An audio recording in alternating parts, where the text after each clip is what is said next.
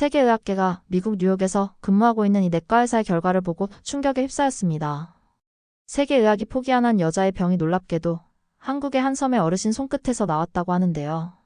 이 음식은 냄새만으로 사람을 울게 합니다. 그런데 이 냄새가 한 외국인 의사의 삶을 되돌렸다고 하네요. 이 이야기는 발효가 만든 기적입니다. 이름도 낯선 섬 흑산도, 그리고 홍어.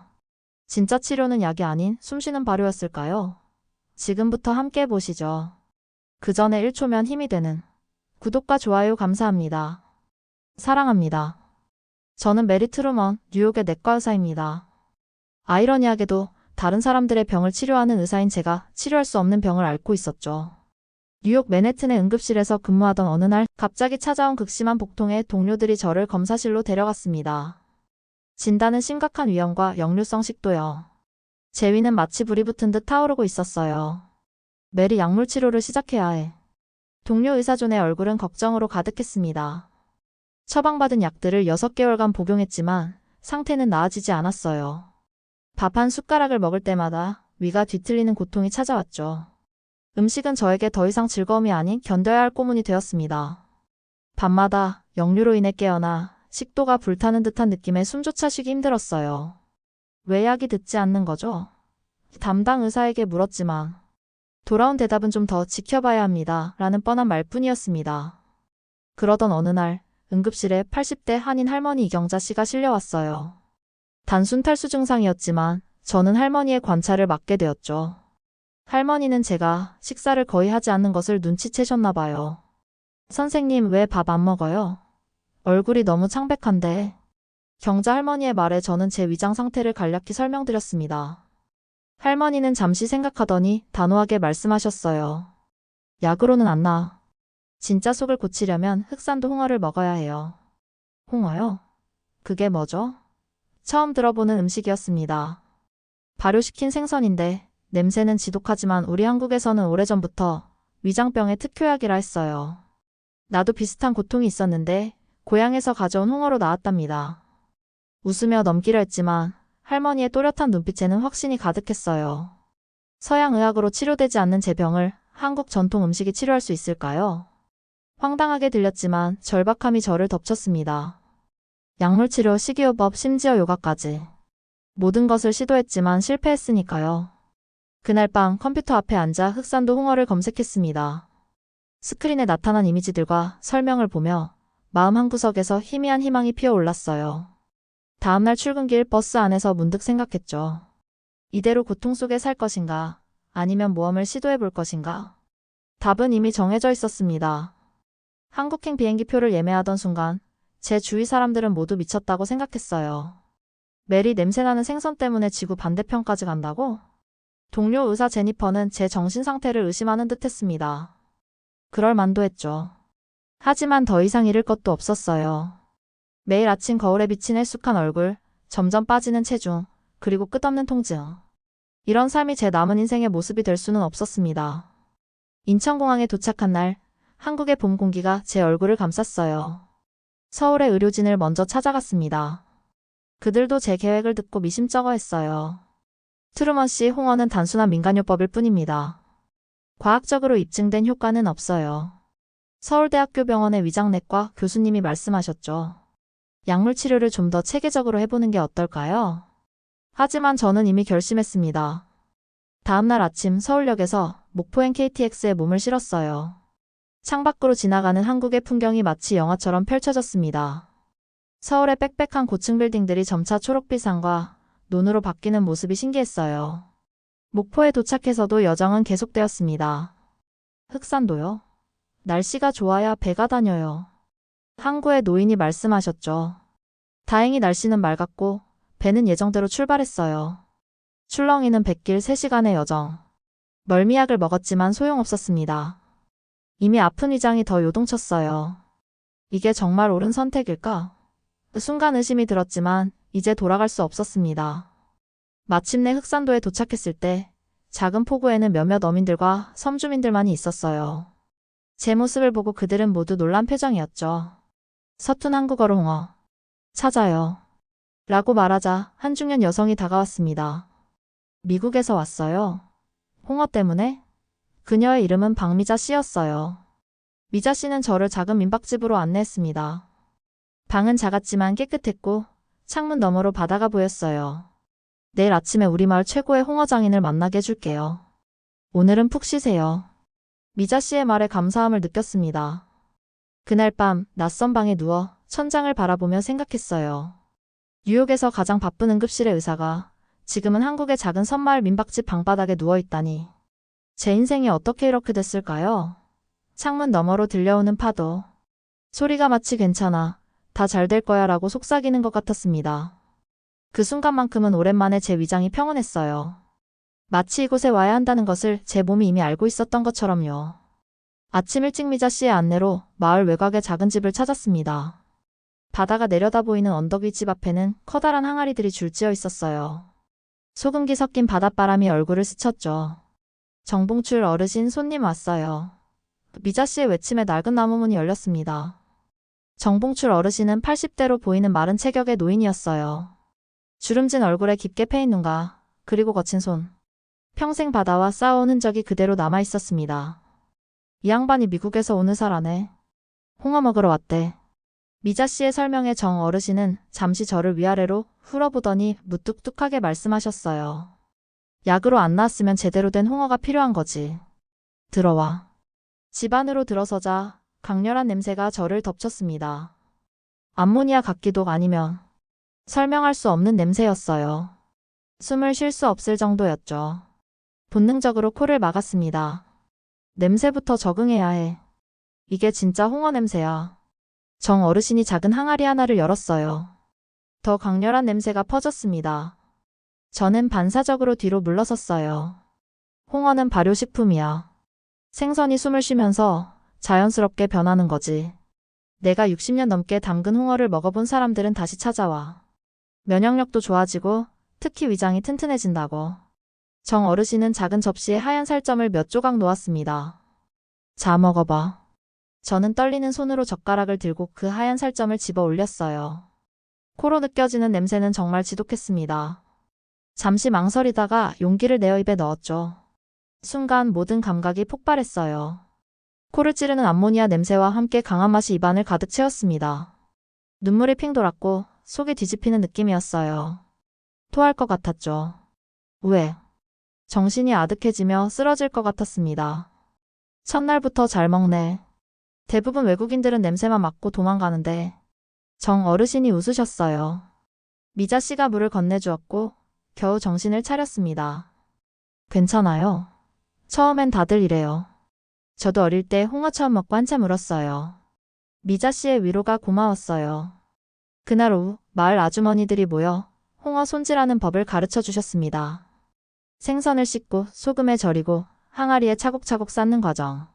그들에게는 일상이지만 저에게는 모든 것이 신비로웠어요. 홍어는 그냥 음식이 아니라 우리 삶이야. 우리 할머니, 할아버지 때부터 먹어온 거지. 한 아주머니가 말씀하셨죠. 저녁이 되자 마을 사람들이 모여 작은 잔치를 열어주었습니다. 테이블에는 다양한 반찬들과 함께 홍어도 있었어요. 이번엔 김치와 함께 먹으니 첫 경험보다는 견딜만 했습니다.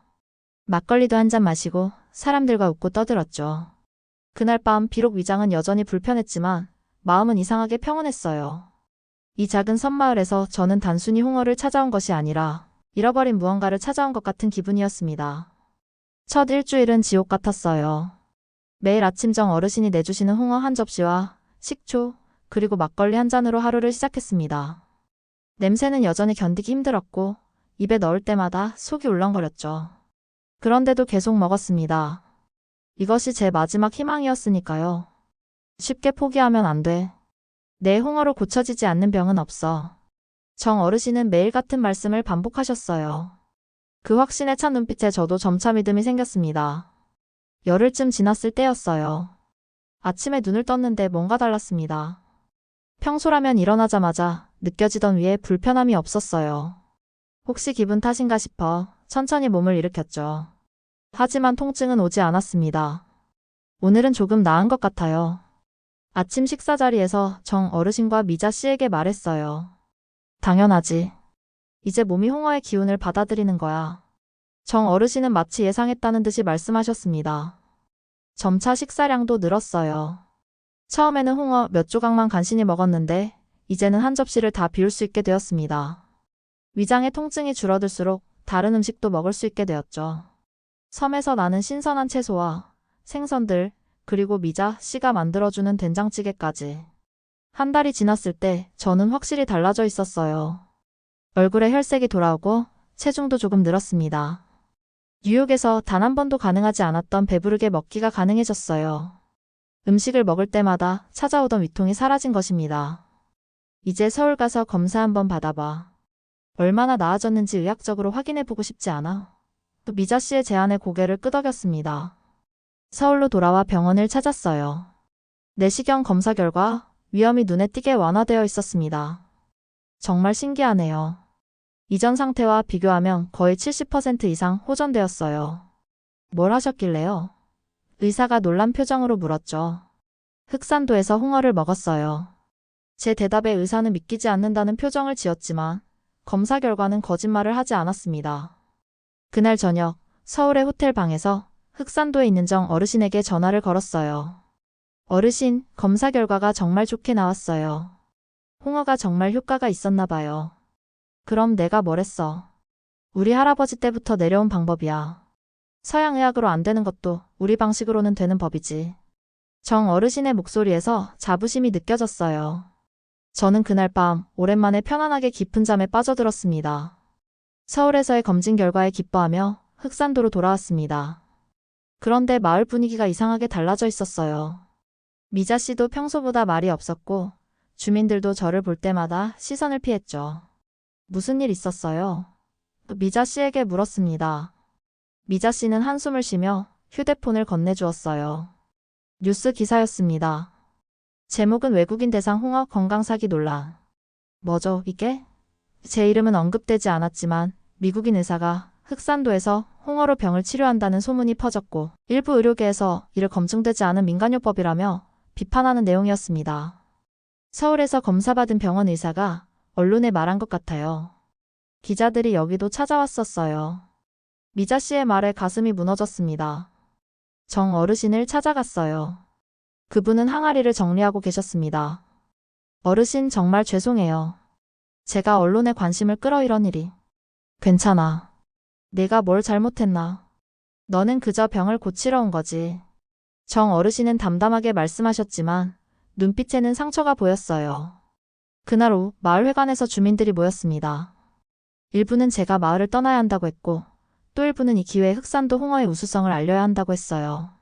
논쟁이 격해질 때 제가 일어났습니다. 여러분, 제가 이 마을을 떠나겠습니다. 여러분께 피해를 주고 싶지 않아요. 저는 정말로 홍어 덕분에 나아졌고 그 사실만으로도 충분히 감사해요. 다음날 짐을 싸서 배를 타고 떠나기로 했습니다. 정 어르신은 작은 나무 상자를 주셨어요. 이건 내가 특별히 발효시킨 홍어야. 뉴욕에 돌아가서도 계속 먹어. 완전히 나을 때까지. 눈물을 참으며 인사를 했습니다. 이 작은 선물과 사람들이 제 인생을 바꿔놓았는데 이렇게 떠나는 것이 맞는 걸까요? 인천공항으로 가는 버스 안에서 핸드폰이 울렸어요. 경자 할머니였습니다. 메리 선생님, 뉴스 봤어요. 흔들리지 말아요. 내 몸이 말해주는 거 아니니? 홍어가 당신 몸에 어떻게 작용했는지는 당신이 제일 잘 알잖아요. 할머니의 말에 가슴이 뭉클했습니다. 맞아요. 내 몸이 증명하고 있었어요. 의학적 검사 결과도 그것을 말해주고 있었고요. 할머니, 감사합니다. 제가 너무 쉽게 포기하려고 했네요. 공항에 도착해서 비행기표를 바라보며 생각했습니다. 도망치듯 떠나는 게 맞는 걸까? 뉴욕으로 돌아온 지 2주 만에 증상이 다시 나타났습니다. 처음에는 가벼운 불편함이었지만 점차 악화되었어요. 정 어르신이 주신 홍어를 조금씩 먹었지만 양이 제한적이었죠. 병원에서 다시 검사를 받았습니다. 위험이 재발했네요. 더 강한 약을 처방해 드릴게요. 의사의 말에 고개를 저었어요. 약이 아니라 홍어가 필요해요. 그날 저녁 결심했습니다. 흑산도 홍어를 직접 수입하기로요. 인터넷으로 정보를 찾고 경자 할머니와 미자 씨에게 연락했어요. 그들의 도움으로 정 어르신과 다시 연락이 닿았습니다. 미국으로 홍어를 보내고 싶어요. 가능할까요? 쉽지는 않겠지만 방법을 찾아볼게. 정 어르신의 목소리에 안도감이 들었어요. 식품 수입 규정, 검역 절차, 관세. 많은 어려움이 있었지만 포기하지 않았습니다. 한 달 후 드디어 첫 번째 홍어 배송이 도착했어요. 냉장 컨테이너에 담긴 발효된 홍어. 그 익숙한 냄새가 제 아파트를 가득 채웠습니다. 이게 무슨 악취야? 이웃이 항의했지만 저에게는 그것이 치유의 향기였어요. 매일 아침 홍어를 먹기 시작했습니다. 처음엔 통증이 계속되었지만 2주가 지나자 점차 나아지기 시작했어요. 한 달 후 위장 통증은 거의 사라졌고 식사도 정상적으로 할 수 있게 되었습니다. 3개월이 지났을 때 완전히 다른 사람이 되어 있었어요. 건강을 되찾았고 일상생활도 정상으로 돌아왔습니다. 병원 검사에서도 위험이 거의 놀라운 수준으로 치유되었음이 확인되었어요. 어떻게 이런 일이 가능한 거죠? 담당 의사가 놀란 표정으로 물었습니다. 한국의 전통 발효 식품 덕분이에요. 흑산도 홍어라고 해요. 그 후로 저는 정기적으로 홍어를 주문했습니다. 때로는 다른 한국 발효 식품도 시도해 보았어요. 김치, 된장, 간장. 그것들이 제 식단의 일부가 되었죠. 동료 의사들도 제 변화에 주목했습니다. 멜이 완전히 달라 보여. 뭘 했길래? 처음에는 웃으며 넘겼지만 점차 제 이야기를 진지하게 들어주는 사람들이 생겼어요. 특히 기존 치료로 호전되지 않는 위장병 환자들이 관심을 보였죠. 정말 효과가 있을까요? 한 환자가 물었습니다. 제 경험으로는 분명히 효과가 있었어요. 현대의학으로 설명하기는 어렵지만 우리 몸은 때로 우리가 이해하지 못하는 방식으로 치유되기도 합니다. 그렇게 저는 점차 발효 식품의 중요성에 대해 더 깊이 연구하기 시작했어요. 위장 건강뿐만 아니라 면역체계 그리고 장내 미생물과의 관계까지 전통 발효 식품이 우리 몸에 미치는 영향을 탐구했습니다. 제 인생이 완전히 달라졌어요. 고통 속에 사는 의사에서 새로운 치유법을 발견한 의사로 거듭난 거죠. 그리고 이 경험을 다른 사람들과도 나누고 싶었습니다. 페르먼트 브레스 클리닉 퍼멘트 브레스 클리닉의 문을 열던 날을 잊을 수 없어요. 맨해튼 중심가의 작은 공간이었지만 제게는 꿈의 실현이었죠. 병원 동료들은 제가 미쳤다고 생각했을 거예요. 안정적인 응급실 의사 자리를 버리고 검증되지 않은 치료법을 시도한다니. 멜이 정말 이런 모험을 할 거야? 제니퍼가 물었죠. 이건 모험이 아니야. 내가 직접 경험하고 치유된 방법이니까. 확신에 찬 목소리로 대답했습니다. 클리닉의 컨셉은 간단했어요. 흑산도 홍어를 중심으로 한국의 다양한 발효 식품을 활용한 식이 프로그램을 제공하는 것이었죠. 정 어르신 미자 씨와 정기적으로 연락하며 홍어를 수입했고 한국의 발효 전문가들과도 협업했습니다. 처음에는 몇몇 친구들과 호기심 많은 환자들만이 클리닉을 찾았어요. 홍어 냄새에 질겁하고 돌아가는 사람들도 많았죠. 하지만 포기하지 않았습니다. 먼저 코를 막고 맛부터 느껴보세요. 그리고 천천히 냄새에 적응하는 거예요. 환자들에게 제가 흑산도에서 배운 방법을 그대로 알려주었어요. 3개월이 지났을 때 첫 번째 성공 사례가 나왔습니다. 10년 동안 만성 위염으로 고생하던 수잔이 증상이 완화되었다고 말했어요. 메리, 난 이제 통증 없이 식사를 할 수 있어. 기적 같아. 수잔의 눈에는 눈물이 고여 있었죠. 그 후로 입소문이 퍼지기 시작했습니다. 만성 위장병으로 고생하던 환자들이 하나둘 클리닉을 찾아왔어요. 모든 사람에게 효과가 있지는 않았지만 상당수가 긍정적인 변화를 경험했습니다. 홍어를 미국 사람들이 먹는다고요? 전화통화에서 정 어르신이 놀란 목소리로 물으셨어요. 네, 어르신. 그것도 뉴욕 한복판에서요. 다들 처음엔 냄새 때문에 도망가려고 하지만 효과를 경험하면 다시 찾아와요.